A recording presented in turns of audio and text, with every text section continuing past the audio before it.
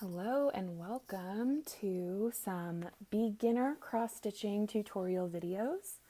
These will hopefully be helpful if you have purchased any of my kits, cross-stitching kits, and maybe if you're just looking for a good starting place, hopefully you found my videos.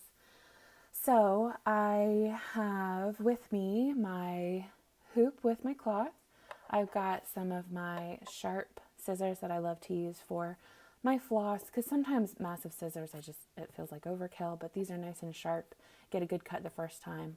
I have a tapestry needle. Tapestry needles are really great for cross stitching because they have a very wide opening for floss to go through, and they have a pretty blunt tip. Now I have stabbed myself with one of these before, but it's definitely not as bad as using some other needles. So tapestry needle, and I have here just some DMC floss. This is 3345, but it's a really nice green that I love to use when I'm making wedding bouquets or any types of leaves. I really enjoy using this, but I'm going to show you how to start with cross stitching, just what a cross stitch would look like and how to begin it, how to secure your thread, and how to secure it at the end of it as well. So we're securing it at the beginning and the end. So this is 18 count cloth, which depending on what I'm doing and what I want the finished product to look like, I may just use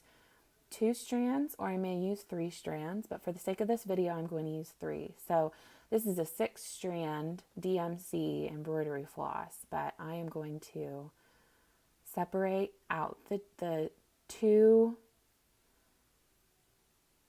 sides, that's 3 each, and usually you can just kind of pull it and it doesn't really get tangled up. Sometimes it does get tangled up, and you just mutter a few words and you move on. But now I've got this, and so I am going to thread my needle. There's some ways that you can, like things that you can buy to thread your needle, but honestly, this is usually just easiest. Just kind of wet the tip, and then there you go. And now, remove these scissors. I am going to do a couple of cross stitching. So generally with cross stitching, you are going to want to be uniform all the way across when you are stitching. You want to start in the same spot, end in the same spot, so that it'll be more uniform. Occasionally, if you want to add some interesting texture, say if you're stitching some like a sweater or trying to make something pop or stand out a little bit differently, then you might go in different directions to make it stand out. But usually you're going to want to be completely uniform with the way that you are stitching. So you can start wherever the pattern tells you to start, and I usually pull through until I have just a little bit of a tail, and then I hold it with one of my fingers. So here, I hold it with one of my fingers to keep it in place, flip it back over, and you always go from the whole, you can see how there's each, like all these holes. So from one of these little squares, I'm going to go from top left to bottom right. That's what I always do.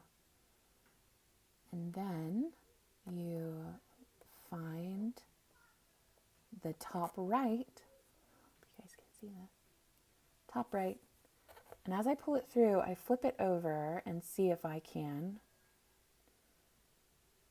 cover up to secure that little tail.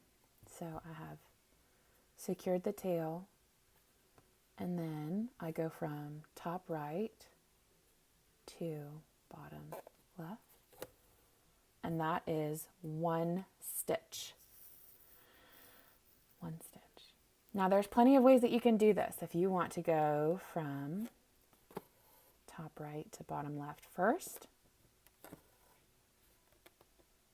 and then top left to bottom right second, that's totally fine. Whatever feels most natural to you, that's what I want you to do. But just make sure that you're doing the same thing every time. If I have a long line of this green, like let's say that I am making a letter, then usually I will go top left to bottom right, top left to bottom right, top left to bottom right. Boop. And I just continue going down until I get to the end of this line. Then I usually will go bottom left to top right to make my way back up.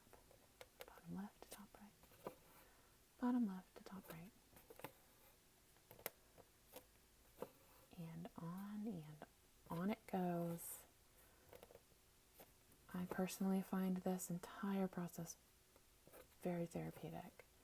But then that's this nice, pretty line where everything looks very uniform. And then I would move on to my next one. So once you have a line like this, or once you're done with your color, one of the easiest ways to secure it as well is to flip it over, and you can see I've got this line of stitches, the back side of the stitches. And so what I'll do is take my needle with my thread, and I just move it underneath all of these stitches. Move it underneath all the stitches and then pull it all the way through until it's tight. Take my scissors and cut relatively close. And there it is, nice and neat, and those are my cross stitches.